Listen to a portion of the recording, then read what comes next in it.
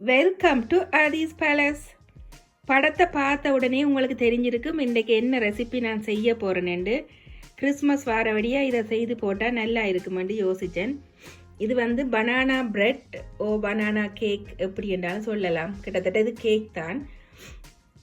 இதுதான் செய்ய போகிறேன். இது வந்து பாருங்க, இப்படி வீட்டில் வாழைப்பழம் சாப்பிட முடியாத அளவுக்கு கனிஞ்சு போயிருந்தது என்று சொன்னால் இதை வச்சு டக்குன்னு ஏதாவது ஒரு ரெசிபி நான் செய்கிறது வழக்கம். இதில் நிறைய ரெசிபி செய்யலாம் தானே, ஆனால் இது வந்து ஒரு ஈஸியான ரெசிபி என்றதில் நான் செய்கிறேன். நான் அநேகமாக அடிக்கடி செய்திடுவேன்.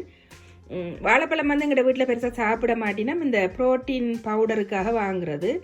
அதில் இப்படி பழுத்துட்டுதேன்னு சொன்னால் அதை எடுத்து நான் டக்குன்னு செய்கிறது வழக்கம். இதில் பாருங்க எல்லாம் எடுத்து வச்சிருக்கிறேன். இது வந்து பிளெயின் ஃப்ளவர் இல்லாட்டி செல்ஃப் ரைசிங் ஃப்ளவர் கூட பாவிக்கலாம். இது வந்து நான் 1.5 கப் எடுத்து வச்சிருக்கிறேன். இதில் நீங்கள் கிராம்ஸ் கணக்கில் நான் பிறகு இதில் போட்டு விடுறேன் விளாண்டு. இந்த கப்பாலேயே தான் நான் எல்லாம் அளவு எடுக்கிறேன். இது வந்து இந்த ரைஸ் குக்கர் கப், இந்த கப்பால் தான் எல்லா அளவும் எடுக்கிறேன். சுகர் வந்து 3/4 கப், கொஞ்சம் கூட வேணுமென்றாலும் எடுக்கலாம். ஆயிலும் வந்து ஒரு 3/4 கப்பில் எடுக்கணும். தயிர் வந்து கொஞ்சம் 3/4 கப்பிலும் கொஞ்சம் குறைச்சி எடுத்தால் போதும். மற்ற இப்படி ஓரளவு பெரிய வாழைப்பழமாக 3 வாழைப்பழம் நல்லா கனிஞ்சிருக்கணும். மற்றது வால்நட். இது வந்து சில பேர் வால்நட் போடாமல் இப்படி பனானா பிரெட் செய்கிறேன்னு கேட்பினம், அதால் எடுத்து வச்சிருக்கிறேன். மற்றும்படி இது கட்டாயம் போட வேணுமெண்டு இல்லை. மற்ற பேக்கிங் பவுடர் 1 டீஸ்பூன் எடுத்தால் சரி. இதில் கொஞ்சம் பால் எடுத்து வச்சிருக்கிறேன். ஏனென்றால் அந்த கடைசியில் சில நேரம் அந்த வந்து ஆக இறுக்கமாக வந்தால் கொஞ்சம் பால் சேர்க்கறதுக்காக. மற்றும்படி இவ்வளவும் தான். இந்த தயிர் பால் எல்லாம் ரூம் டெம்பரேச்சரில் இருக்கணும், குளிராக இருக்கக்கூடாது. சரி, இனி எப்படி செய்கிறேன்னு பார்க்கலாம். முதல்ல மாவை ரெடி பண்ணிடுவோம். இப்போ மாவுக்குள்ள 1 தேக்கரண்டி பேக்கிங் பவுடர் போட்டு இப்படி 2-3 தரம் அரிச்சு எடுத்துட்டு இதை ஒரு சைட்டில் வைப்போம். இப்போ அடுத்ததாக பேக்கிங் ட்ரே ரெடி பண்ணுறதுக்கு கொஞ்சம் ஆயில் தொட்டு அதை இப்படி எல்லா இடம் பூசிட்டு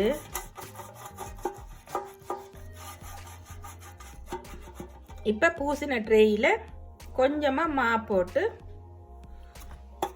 அதையும் இப்படி படுற மாதிரி தட்டி வச்சுட்டு அது பிறகு ஒட்டாமல் கேக் வரும்.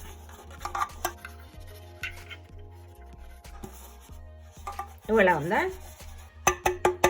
இதை வெளியில் கொட்டிட்டு ட்ரேயும் ரெடி ஆகி இனி வந்து நாங்கள் கேக்கை அடிக்க தொடங்கலாம். எடுத்து வச்சிருக்கிற சுகரை போட்டு அதுக்குள்ள எடுத்து வச்சிருக்கிற ஆயிலை விட்டு இதை நல்லா மிக்ஸ் பண்ணுவோம். இப்படி கொஞ்ச நேரம் கரைச்சாலே அது டக்குன்னு கரைஞ்சிடும். இப்போ ஓரளவுக்கு கரைஞ்சி வந்துட்டுது சீனி. இந்த ஸ்டேஜில் தயிரையும் போட்டு கரைப்போம்.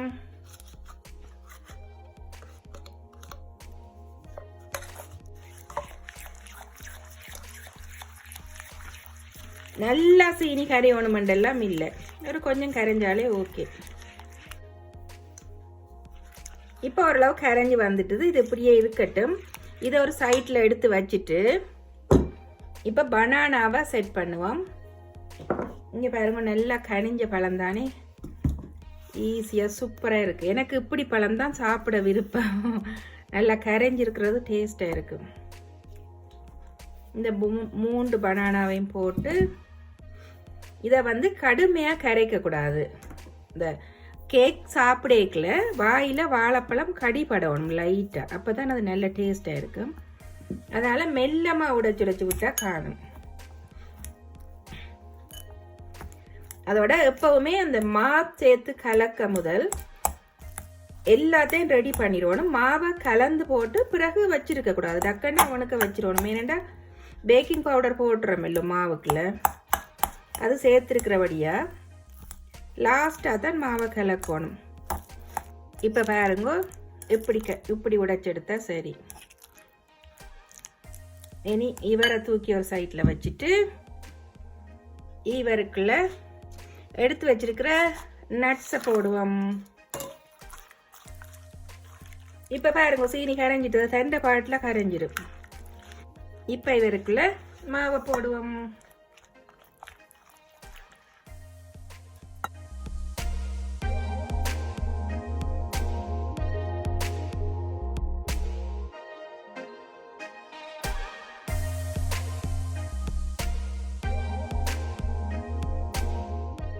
இப்போ இதுக்குள்ள வாழைப்பழத்தையும் போடுறேன்.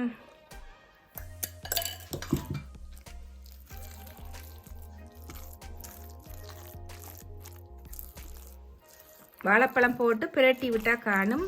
அதை கரைய விடக்கூடாது, நசிக்கக்கூடாது.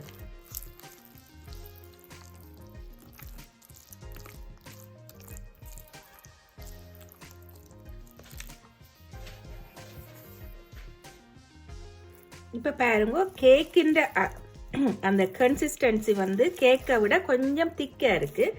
அதனால் லைட்டாக இது வந்து ரூம் டெம்பரேச்சரில் இருக்கிற மில்கில் கொஞ்சம் விடுறது, ரொம்ப விட்டுறாதீங்க. லைட்டாக கொஞ்சம் தழுகலை பார்த்தினா சரி. தேவைப்படையில் இந்த பனானான்ற தன்மையை பொறுத்து சில நேரம் தேவைப்படாது, தேவைப்படையிலேன்னா விடலாம்.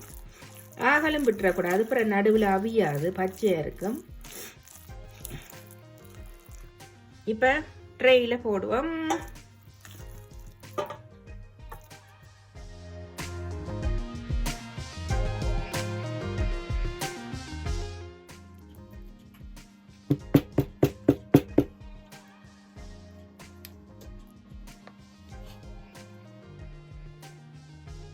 த்ரீ மினிட்ஸுக்கு நான் ப்ரீ ஹீட் பண்ணிட்டேன். இனி இதுக்குள்ள வைக்க வேண்டியதுதான்.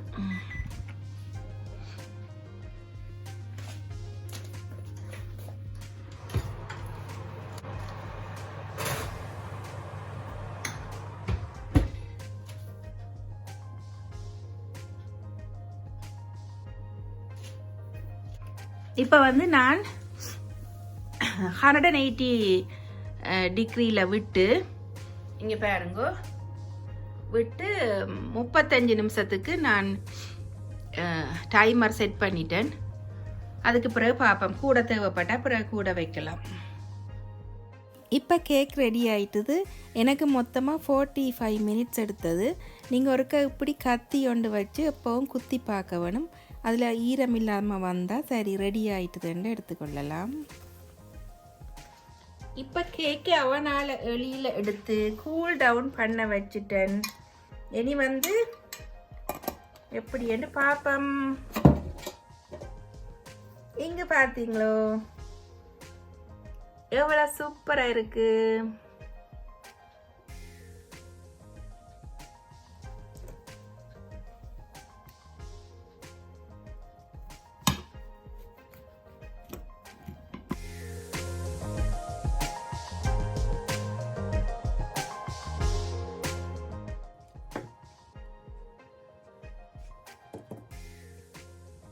இது சரியான ஈஸியான ஒரு கேக் தான். அதோட சைவ கேக் தானே, எப்பவும் செய்து சாப்பிடலாம்.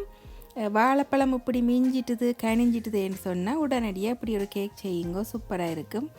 சரியான ஒரு வித்தியாசமான டேஸ்ட்டாக இருக்கும். எல்லாரும் விரும்பி சாப்பிடுவினம். இதனை பார்த்து ரசித்தவங்கள் அனைவருக்கும் மிக்க மிக்க நன்றி.